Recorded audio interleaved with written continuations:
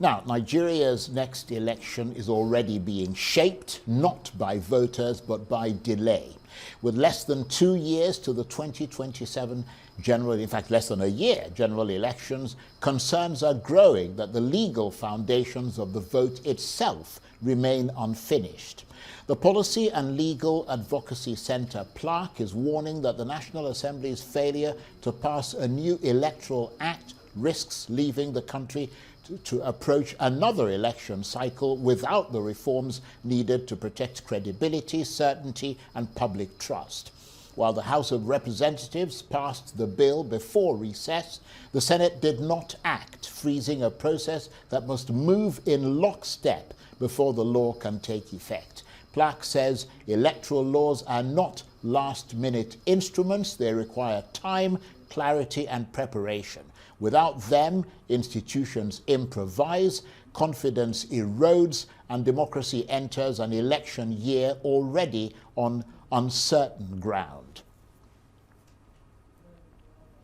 Well, for more on this, I'm joined now in the studio by the constitutional lawyer, human rights advocate, and executive director of the Policy and Legal Advocacy Center, or PLAC, Clement Nwankwo, who was the original convener of the Civil Society Situation Room and is a well-known advocate of electoral reform in Nigeria. Thank you very much indeed for coming in. Thank you, Charles. Now, your organization, PLAC, which, by the way, works pro bono with the National Assembly on technical issues, says this delay could undermine the 2027 elections. What specifically is at risk if a new Electoral Act is not passed soon?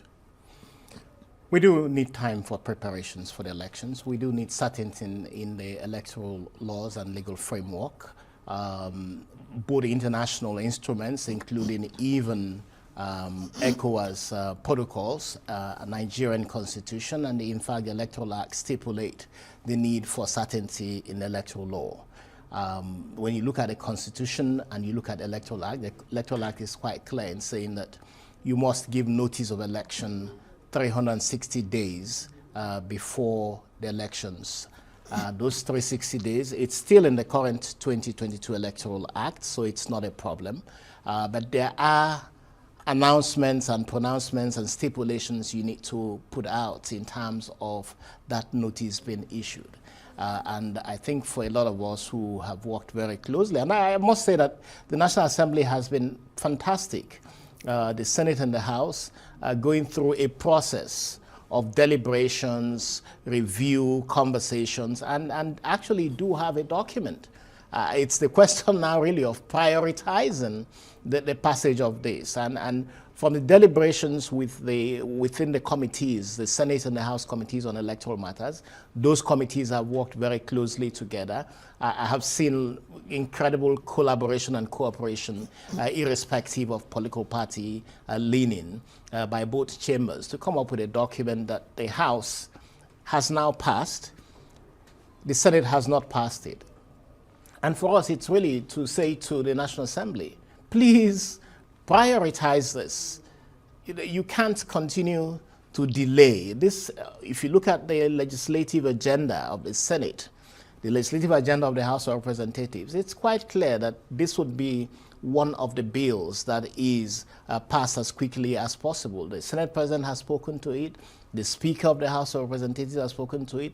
The leadership, the chairman of the two committees, Senator Olalong and Honorable Balogun in the House, have all worked very assiduously to get the two committees to come up with a draft document. So really it's just say, we will prioritize this, and time is running out. Right.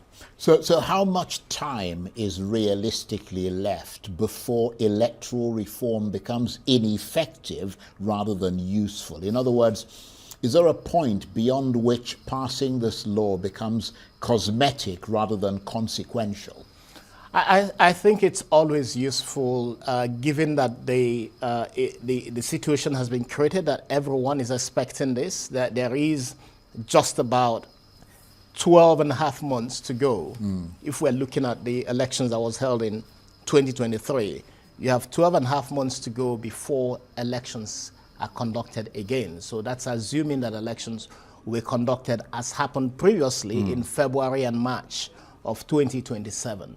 So you really have to have certainty, and that certainty means that both houses should have passed the Electoral Act in 2025. The president should have assented to it no later than December 2025. So really, I can't project to say that you need any further time for the National Assembly to consider this. And if the National Assembly is resuming in the next few days, I would think that after the meet and greet returning session, that they will immediately decide that this act must be passed that week. Right. Now as you said, the House passed the bill. The Senate did not or has not. From your engagement, why has the Senate stalled? Is this about legislative procedure or political reluctance to tighten the rules of the game? No, I don't see any reluctance. Like I said, I have seen both chambers work, even the leadership. They are all pleased with the document that they have. It's really to say, please, let's prioritize this. So that's what I see. I don't see any malice. I don't see any political shenanigans going on. I don't see anything other than really prioritization. And I say that because the president submitted a list of ambassadors just like a day or two before the National Assembly took a break. The Senate confirmed this immediately. So when you see those types of prioritizations, it means that the National Assembly or the Senate that hasn't even considered it has not given the Electoral Act the priority that it deserves. So that's why we're saying, look, come back to work, deal with this immediately, so that the commission, which is headed by a new chairman, has that certainty of legal framework to do its work. So what does the absence of a new law, a new Electoral Act, prevent INEC from doing? I mean, can INEC still run credible elections under the current framework or not? Yeah, it would seem to me that INEC is able to do so. There are a few amendments that were made, proposals that are contained in what would now be the 2026 Electoral Act, if it is passed and assented to by the president. And those would be the processes of election, which INEC can still implement. Now, there is no default in terms of INEC continuing its preparations for the elections as we speak. It still is able to use the 2022 Electoral Act to announce, give a notice for the elections, which it must give 360 days.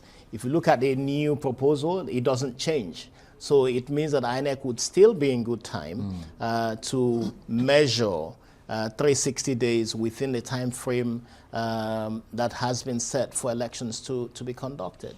And Clement, you're well known in this country as an advocate of electoral reform. You're a human rights advocate. You're a constitutional lawyer. The public have a good deal of trust in you. Does delaying electoral reform confer advantage to any political actors? In other words, who benefits from delays and ambiguity? Let me put it that way.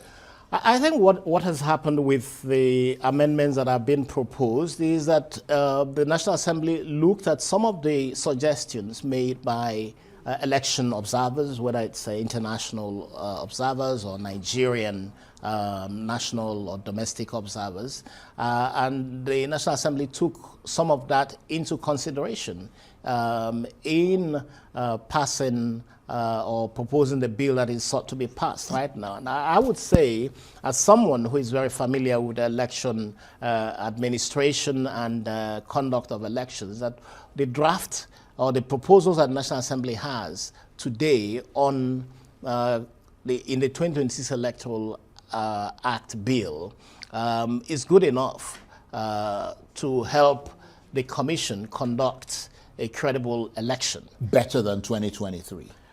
I think usually the problem is with those who are conducting the elections.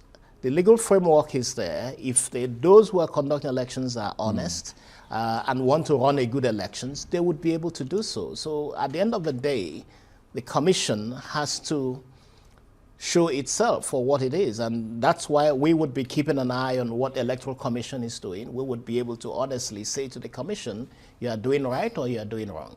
So the law is there. Implementation is a different thing. Nevertheless, you're worried about this particular delay. And I wonder what mistakes from previous elections make this delay, in your assessment, dangerous. Have we seen this movie before, and how did it end?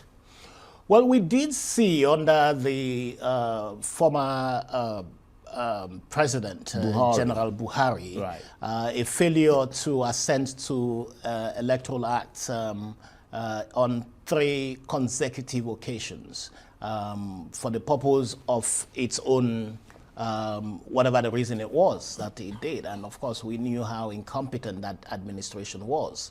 But the point here is, it doesn't seem to me that there is anything controversial in the proposals that have been put forward, or anything that would not be, that would create a crisis for anybody. Yeah, but what I'm wondering is, based on your assessment, because you've been doing work with the National Assembly, you've always been an advocate of electoral reform.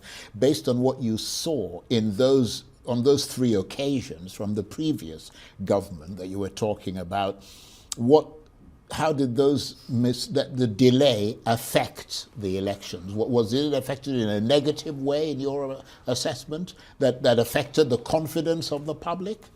Well, you know, those laws had to go through certain processes, including getting INEC then to say whether the elections, the law would help it implement the elections. And we did see on some occasions INEC pointing out what it felt would hinder it. We did see on some occasions the Attorney General writing his opinion to President Buhari to say, don't do this. And we did see on the last occasion, before the new one was passed, the advice that said that, look, we have now gone too late towards the elections, and so we cannot be signing into law a new Electoral Act when you've only got a few months to elections. And that's really what we are concerned about. That's what you're trying to avoid. That's what we're trying to avoid, because a lot of work has been put into this particular bill. And I think it would be a shame if it is not taken as seriously as a lot of work that has been put into it. And that's why we're saying to the Senate, complete your own part of the deal. The 2 houses of the National Assembly harmonize the bill if there are any differences, but at the time of presentation, it was the same drafts that both houses were considering. And then it goes to the president for assent, and hopefully it is a process that the presidency has followed closely as well, and the president should be able to assent to the bill as soon as the National Assembly passes. Right, and just briefly, I mean, what are the key changes that you see in this new electoral bill that would move the elections in this country forward and give greater confidence in 2027? I think that quite a few things, but a whole lot of it is really just dotting the I's and crossing the T's. In other words, clarifying things. Clarifying a whole lot of Right. things. You know, candidates for elections, for instance, have complained that it is the party that nominates agents for them.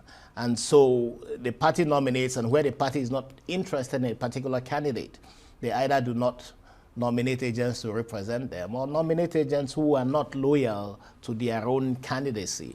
There is some clarification even here now regarding the issue of transmission of election results, the importance of the IREV result collation portal, and so on. So these are some of the issues that have been sought to be clarified. The issue of how you can register as a voter, what you require to register as a voter. If you remember, in the last elections, there were several incidents of underage voting, foreign nationals being handed voters' cards, and so on. So some of these processes is what the new Electoral Act has sought to address. Right. And just briefly tell us about the work that you and your organization, the Policy and Legal Advocacy Center, or PLAC, do with the National Assembly. We believe, and I personally have gone through very difficult years in this country under military dictatorship. And the difference, and it doesn't matter how much we criticize the National Assembly, I think that's well placed, that we should be able to say to the National Assembly, you can do better. But the difference between dictatorship and democracy or civilian rule is the National Assembly. And so it's very important for us as PLAC to support the National Assembly to improve its processes, to become much more able to deliver on citizens' expectations. And so that's why PLAC's role in supporting the processes of the National Assembly, legislative reform, legal reform, constitution review, and so on, goes on. Because we believe that if you are able to bring about changes at that policy level and increase the ability of the National Assembly to deliver on citizens' expectations, we can salvage our democracy. And that's why PLAC is continuing in its work of support to the National Assembly. And you are, of course, one of the big voices advocating for special seats for women in Nigeria's national and state assemblies. How is that going? We hope it does get to pass. Again, it's one of the issues that needs to be resolved. The voting on constitution review should have happened before the recess in December. And now it's spilled over into 2026, and it's important that as soon as the Electoral Act bill is passed, hopefully in the coming days, that the National Assembly will also put on board the voting on constitutional review, which includes special seats for women. If you look at the seats for women in National and State House of Assembly, it's 999 seats. Only 54 are women in the National Assembly, in the State House of Assembly. That's pathetic. It's pathetic. In fact, 15 states do not have women represented at all. Totally pathetic. So for us, it's a shameful thing that you go to meetings and you're being asked questions. Even the leadership of the National Assembly, when they go to IPU meetings, the International Parliamentary Union, the African Parliamentary Union, the Commonwealth Parliamentary Union, they are being asked, don't you allow women to run elections in your country? So for us, I think that the National Assembly should decide that the special seats for women would be its legacy. Because if it fails, does it look like that's going to happen? I pray that it does happen. Right. And it's an important thing. The House of Representatives is quite clear that it would like to see additional seats in one per state in the House of Representatives.